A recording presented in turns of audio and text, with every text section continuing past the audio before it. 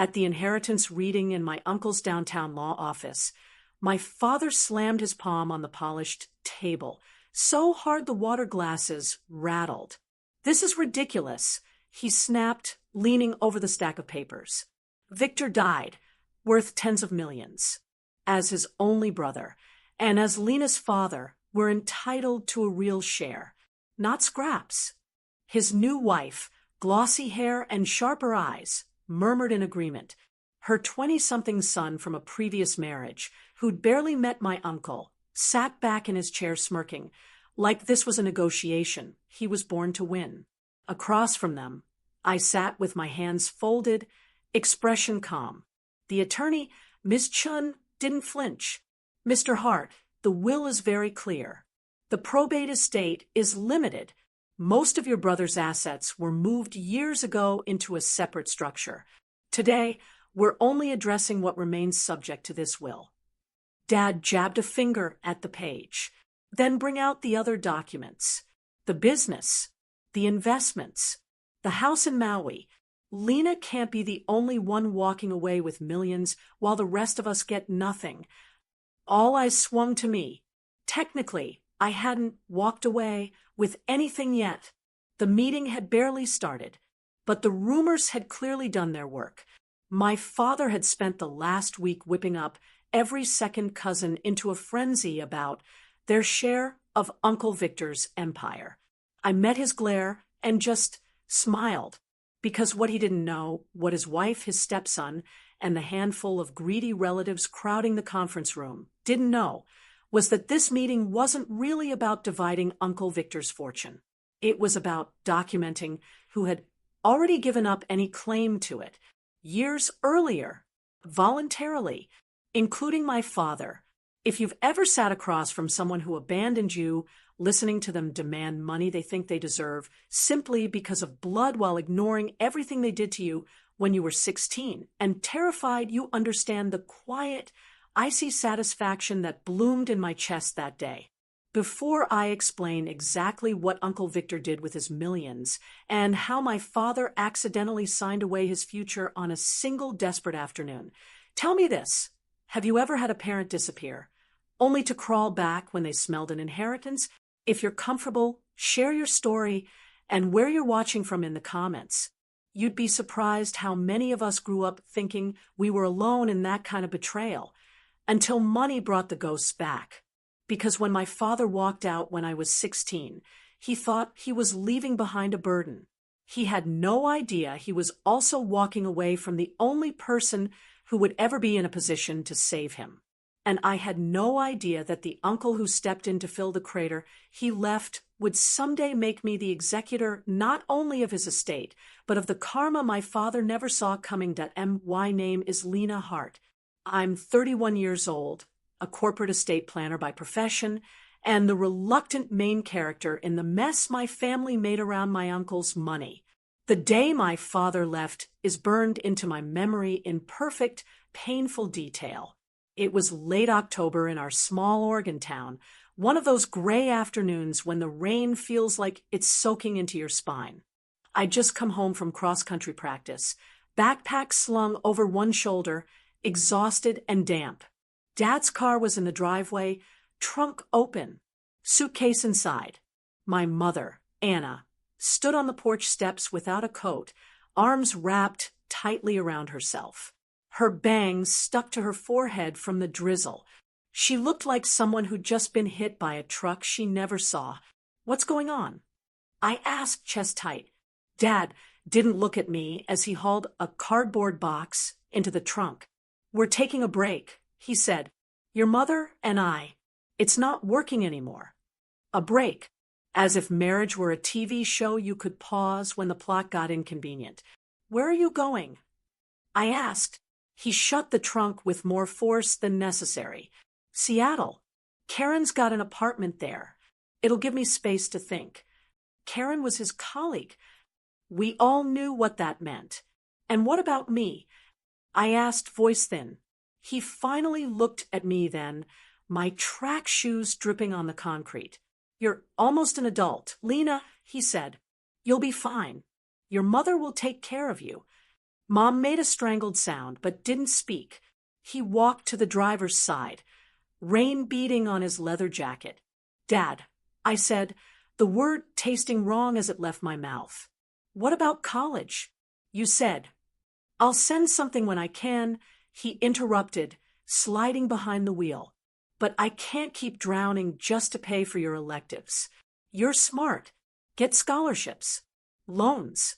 Whatever kids do these days. He started the engine. Wait, I said. When will you be back? He put the car in gear. I'll call, he lied, and drove away. He didn't just leave us with a broken family. He left us with a mortgage we could barely afford, a pile of credit card debt he'd racked up trying to keep up appearances, and a 16-year-old who just learned that promises about taking care of your education weighed less than a suitcase. The first person who showed up after he left wasn't a counselor or a pastor. It was my Uncle Victor. He arrived the next morning in his battered silver Lexus, raincoat flapping as he jogged up the walk. He was Dad's younger brother by 8 years, but they'd never been close. Where Dad chose stability and a civil engineering job, Uncle Victor was the risk taker. The tech guy who dropped out of college to build a logistics software startup and ended up selling it in his early 40s for more money than anyone in our family had ever seen. When he hugged my mother on the porch, she finally cried. I'm so sorry, Anna, he said. He muttered other things I pretended not to hear about, always knew he was selfish, and you deserved better, while he made tea and walked through our bills. He didn't try to sugarcoat anything. Your husband has been living beyond his means for years, he said quietly, pointing to the numbers. You knew some of this, but not all.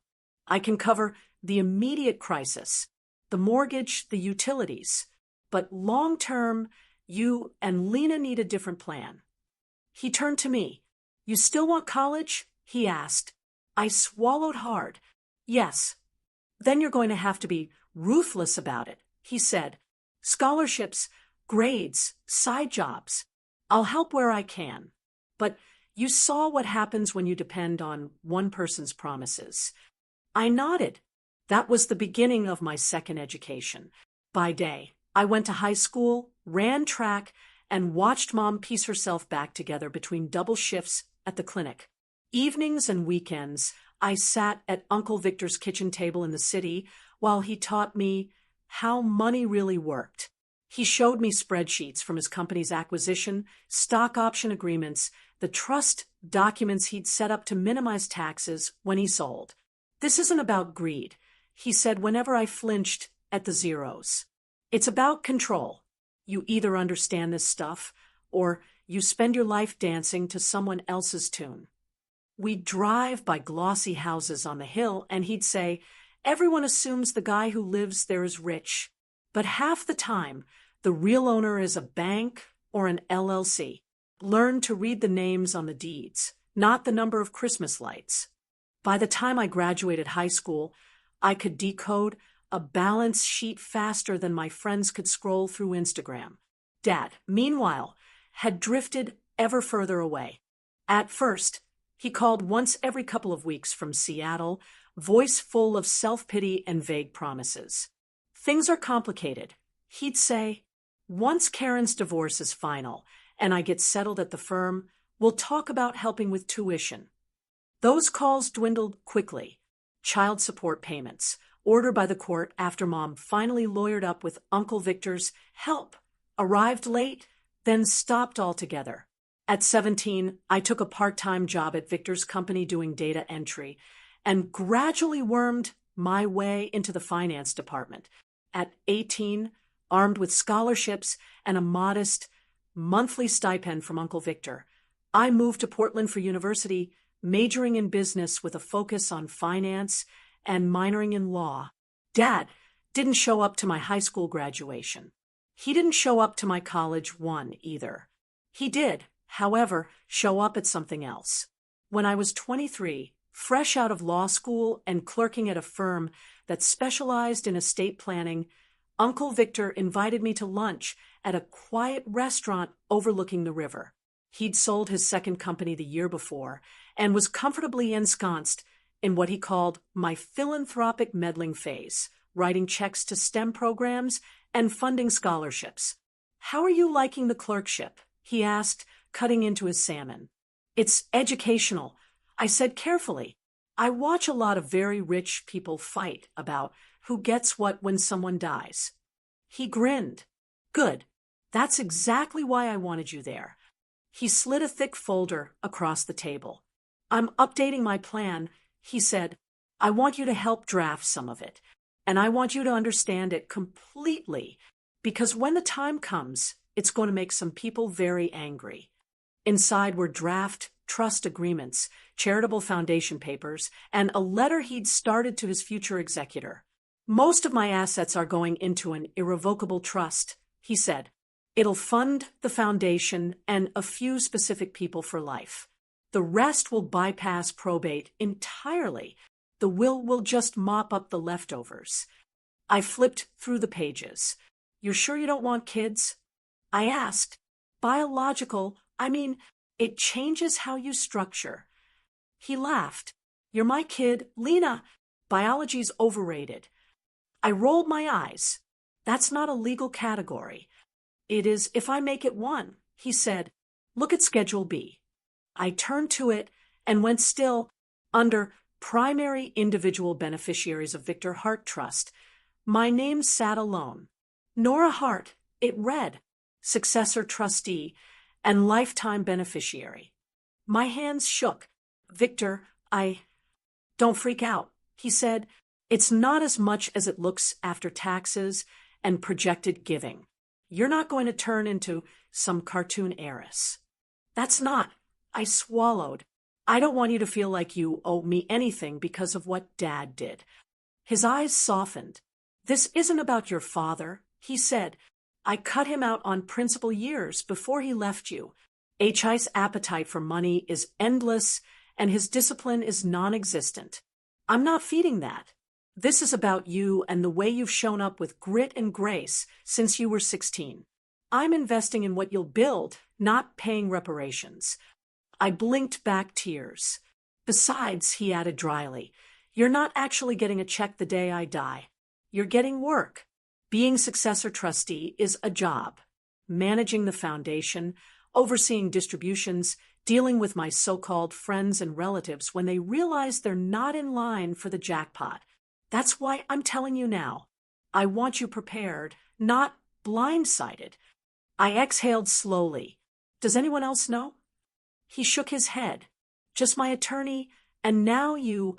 If I announce it, they'll circle like vultures while I'm still breathing. He was right. Over the next few years, as he refined the documents with Miss Chen's help, I watched him quietly disentangle every major asset from his personal name.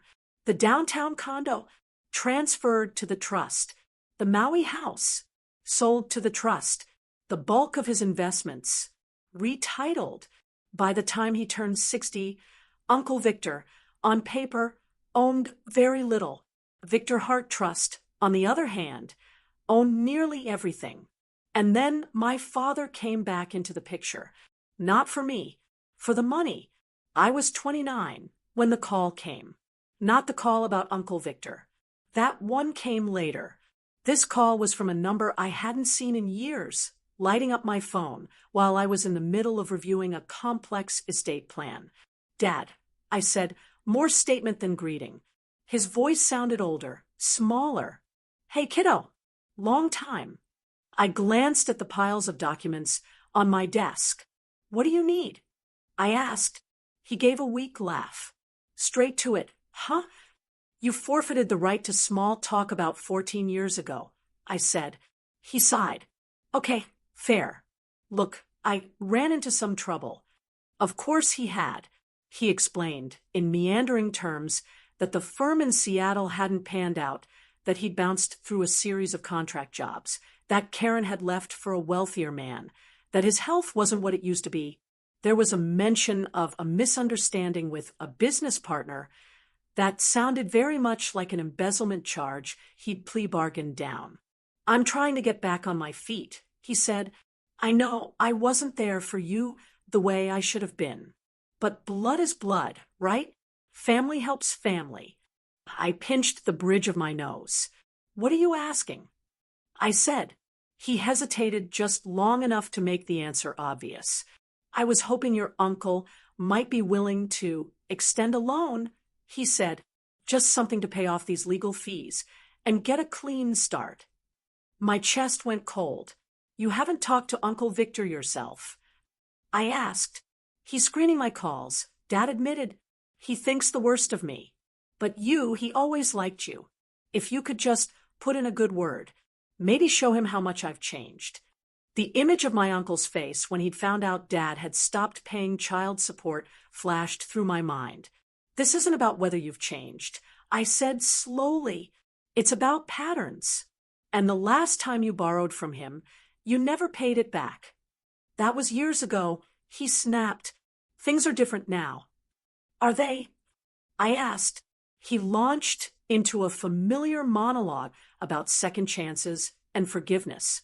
I listened, an old ache stirring beneath my ribs, but the part of me that had spent years decoding legal strategies stayed very, very still. Here's what I can do, I said when he ran out of words. If you're serious about making amends, meet with me and Uncle Victor together. We'll go over your situation. On paper, no stories, just numbers and court documents. If it makes sense, maybe there's a structured way to help. He grumbled but agreed. 2 weeks later, we sat in Victor's condo, the one technically owned by the trust now, watching my father squirm on a leather armchair. He looked smaller than I remembered. There was more gray in his hair, deeper lines around his mouth. What you're asking for, Victor said after Dad had laid out his financial sob story, is not a loan. It's a bailout. There's a difference. Dad flushed. I'm not asking for charity. I'm asking for a chance. You've had many, Victor said evenly. You defaulted on the last personal loan I gave you. You stopped paying support for Lena the moment enforcement pressure eased. And you're sitting here minimizing a criminal conviction. Dad bristled. It was a misunderstanding.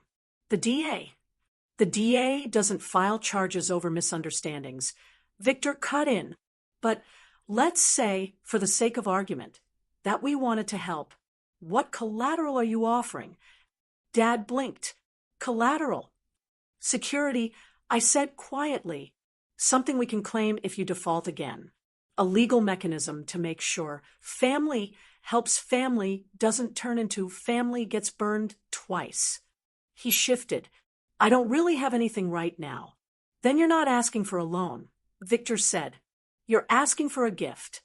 Dad's eyes flashed. You've got more money than you can spend in 3 lifetimes, he snapped.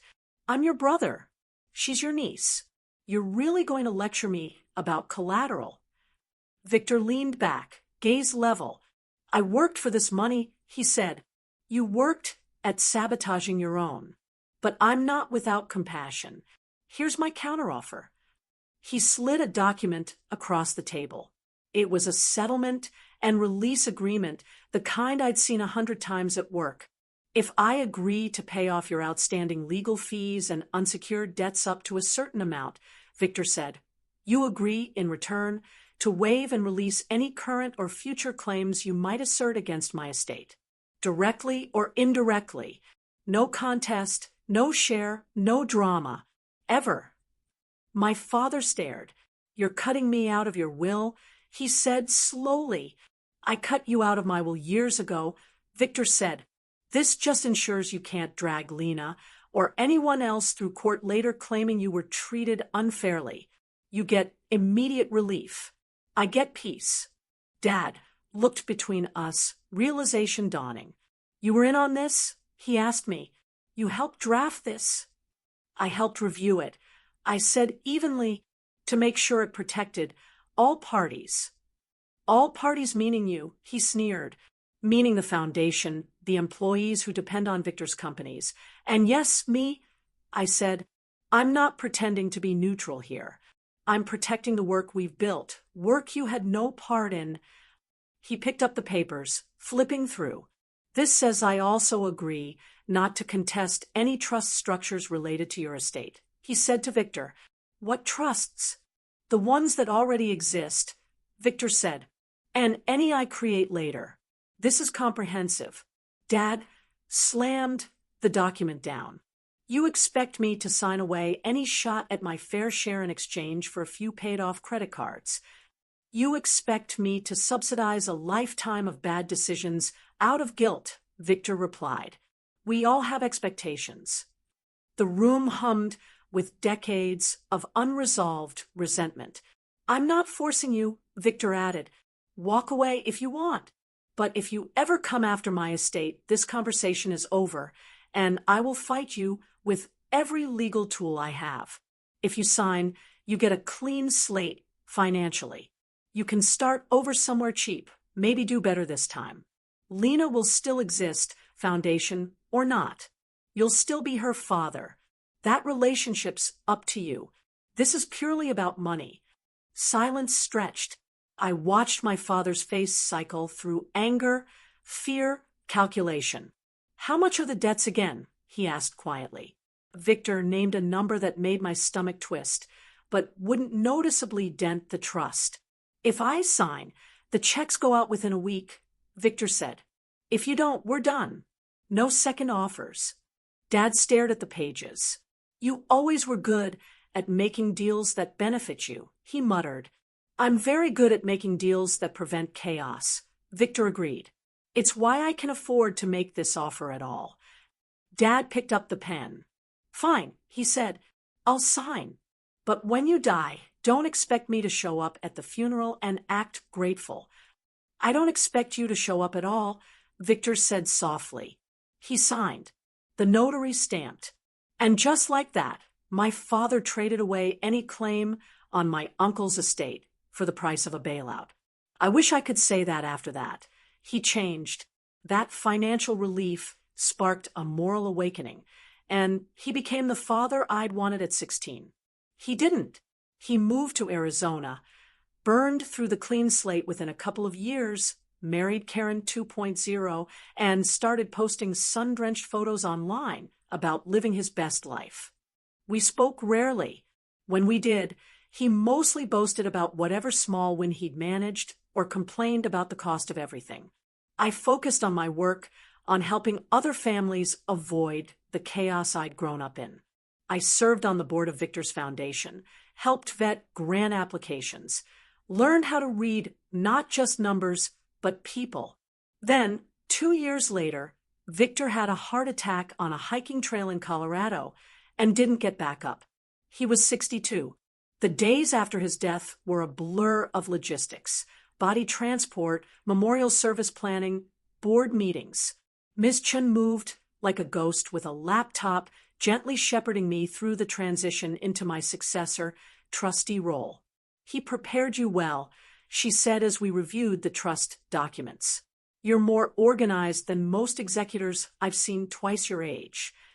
I knew, in theory, how the estate plan would unfold. The trust would continue to hold most assets for designated purposes. The foundation would receive its scheduled endowment. I would receive a structured, modest annual distribution and ongoing trustee fees. Enough to live very comfortably, not so much that I could drift into uselessness.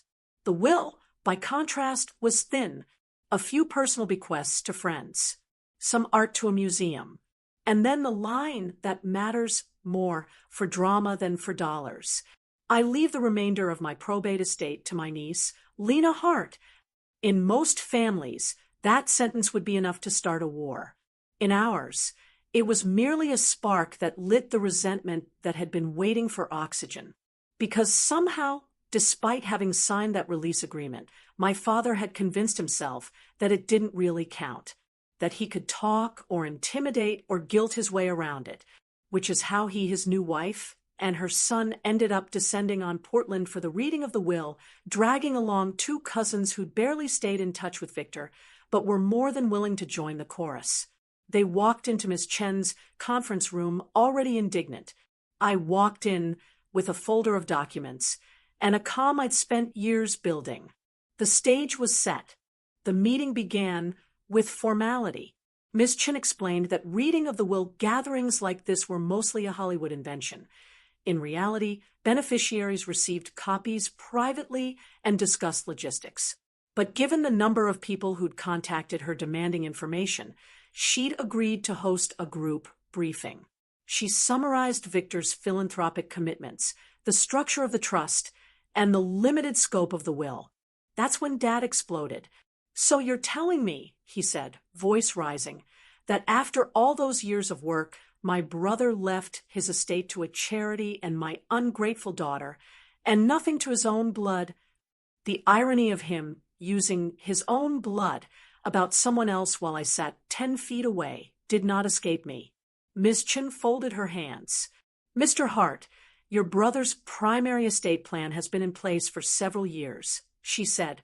"As you know, you executed a settlement agreement in which you expressly waived any right to contest or claim against that plan." "I didn't know. That meant you'd cut me out of everything," he snapped. I opened my folder and slid a copy of the agreement onto the table. "Page 3, Section 2, I said quietly, you agreed to release any and all claims, known or unknown, present or future, to Victor Hart's assets, including but not limited to any will, trust, or other dispositive instrument." You initialed next to that clause. His cheeks flushed. "You tricked me," he said to Victor's absent presence, then swung his glare to me. "And you helped him." "I helped protect his plan," I said, "which he had every right to make. You weren't tricked. You were desperate. That's not the same thing." His new wife leaned forward, eyes flashing. "You can't really believe this is fair, Lena," she said. "You have your whole life ahead of you. You don't need all this money. Martin is your father. He supported you." I laughed, a short, sharp sound. "He left when I was 16, I said. "He stopped paying child support as soon as he thought he could get away with it. The only reason we kept our house was because Victor stepped in. If you want to talk about who supported me, he's the one in these documents, not Martin." She opened her mouth, then closed it. Dad tried a different tack. "Fine," he said. "Legally, maybe I can't take Victor's money. But you can share it. We're family. You're really going to sit there and tell me you're keeping millions while your own father struggles?" The room seemed to tilt. I looked at him, the man who'd driven away in the rain, the man who'd chosen his comfort over my stability, the man who only called when he wanted something. For a moment, the 16-year-old in me stirred, the one who'd cried into her pillow imagining a version of this conversation where he apologized first. Then the 31-year-old trustee spoke instead. "I'm not keeping millions in a vault," I said. "I'm stewarding assets that have specific, legally binding purposes. The Foundation's endowment is earmarked for scholarships and STEM programs. The rental properties provide housing and jobs. The remainder that passes to me comes with oversight from a board and from Ms. Chun. This isn't a lottery ticket. It's a responsibility." "That's just words," he scoffed. "At the end of the day, you'll be living off what your uncle built while the rest of us scrape by." "You had the same 24 hours in a day Victor did," I said quietly. "You just spent them differently." A cousin cleared his throat. "Is there anything in there for the rest of us?" he asked Ms. Chun, clearly hoping to redirect the blast radius. She consulted her papers. Mr. Hart left small specific bequests for 2 of his former business partners and 1 ex-employee, she said. "Otherwise, the probate estate residue goes to Ms. Hart." That's it. Murmurs rippled around the table. "So what you're saying," Dad's stepson drawled, "is that we got nothing." "You got your debts cleared 2 years ago," I said, looking at my father. "That was your share. You chose to trade future claims for that relief. Nobody forced you to sign." He slammed his hand on the table again. "I signed because I trusted my brother not to weaponize it against me." He hissed. "No," I said, meeting his eyes. "You signed because you thought, even then, that somehow you'd find a way around it. that the rules didn't really apply to you. That's been your pattern my whole life. Silence followed, heavy and humming. Ms. Chen cleared her throat. For the record, she said, if anyone here attempts to contest the trust or the will, the no contest clauses will trigger. That means whatever minor rights they might have under state law, such as intestate shares if a document were invalidated, would evaporate. And given Mr. Hart's settlement agreement, Martin, any such attempt would expose you to a countersuit for breach of contract and repayment of the debts Victor previously satisfied on your behalf. In other words, try to stir this pot, and you'll end up worse off than you are now. You can't stop me from going to court, Dad muttered. You can go, I said.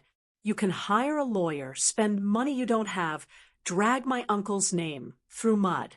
And at the end, the outcome will likely be exactly the same, but you'll be poorer, and whatever thin bridge is left between us will be ash.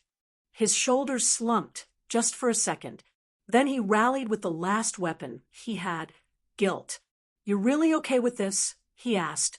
Watching your own father struggle while you live in luxury off my brother's back.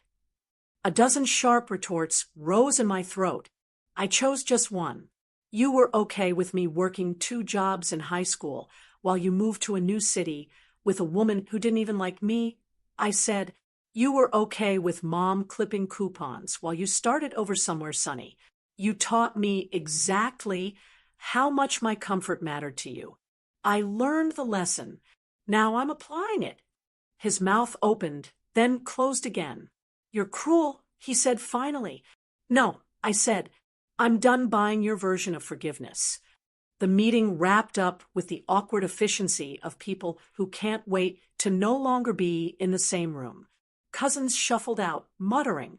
Dad's wife shot me a look that could have cut glass.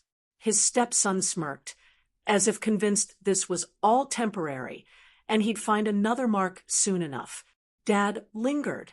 At the door, he turned back one last time. Someday, he said, you're going to wake up and realize money doesn't hug you back. I know, I said. That's why I don't expect it to. That's what people are for. The ones who actually stay. He flinched and left. After they were gone, I sagged into a chair. Ms. Chen watched me for a moment. You did well, she said. I feel like garbage. I admitted. That's because you care, she said. People who don't care don't feel this way. But caring doesn't mean caving. Victor chose you for a reason. Don't forget that. Later, alone in my apartment, I opened the letter Victor had left for me, sealed in a separate envelope. Lena, it began, in his messy block handwriting. If you're reading this, you survived the circus. I'm proud of you already. He wrote about the early days of his company, about the people who'd tried to lay claim to his work once it succeeded. He wrote about watching my father drain opportunities and then blame everyone else. I didn't build this fortune by accident. He wrote, I built it by making thousands of small, boring choices that meant something over time. You do the same. This trust, these assets, they're tools. Use them to make the world a little less chaotic for others, the way I tried to make it for you and your mom. And when the ghosts of the past come rattling their chains, remember, you don't owe them your future. I read it twice, tears blurring the ink. Over the next year, life didn't magically become an Instagram feed of yachts and champagne. It looked a lot like it had before. Long hours, strategy meetings, spreadsheets. Only now I was on the other side of the table, helping decide which schools got funding, which housing projects received low-interest loans, which students from families like mine got a chance at a degree. My own lifestyle shifted, but not as dramatically as people assumed. I moved into a modest, well-built townhouse I bought through the trust, close enough to walk to work. I paid off my lingering student loans. I took my mother on a trip she'd never have afforded and watched her cry quietly on a beach in Mexico the first time her feet touched warm ocean water. Occasionally, Dad emailed. At first, the messages were half-hearted attempts at reconciliation. laced with subtle reminders of his financial struggles. I responded politely, briefly. When he realized I wasn't sending checks, the tone soured. "You'll regret treating me like a stranger," he wrote in one particularly venomous message. "Money won't hold your hand when you're old." I stared at the screen for a long time, then closed the laptop without replying. The truth was, I already had a hand for that. My mother's, my friends who'd known me before all this, the scholarship recipients who sent thank you notes about how a grant had changed their trajectory. Those connections were messy, imperfect, real. And they'd seen me as worthy long before there were commas in the balance sheets. On the 1-year anniversary of Victor's death, the foundation hosted a small event to announce a new program, full-ride scholarships for first-generation college students from our hometown. As I stood at the podium, looking out at a room of nervous, hopeful 18-year-olds and their exhausted parents, I thought about that 16-year-old girl standing in the rain, watching her father drive away. She had no idea that the man leaving would someday show up demanding millions. She had no idea that the uncle who stepped in with a grocery bag and a stack of bills would one day hand her the keys to a foundation. She just knew she had to keep going. If you've ever been left behind, I told the crowd, I hope you hear this. You are not a burden. You are not an afterthought. Sometimes the people who walk away free us to find the ones who actually stay. And sometimes, if you're lucky, you get to turn that pain into something bigger than yourself. Later that night, I drove past the old house where I'd grown up. The paint was peeling. Someone else's kids' bikes leaned against the porch.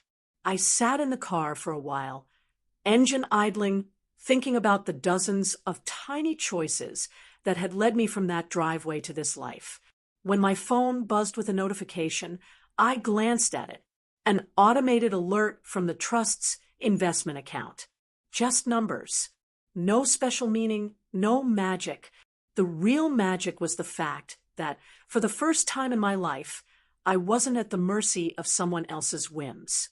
I had the tools, the knowledge, and the authority to protect the people who'd actually protected me. So if you ever find yourself at a table where someone who left you behind is suddenly pounding their fist and demanding what they think they're owed, remember this. Blood may entitle people to an invitation. It doesn't entitle them to your future. And sometimes the quietest person in the room, the one who smiles instead of shouting, is the one holding the only document that really matters.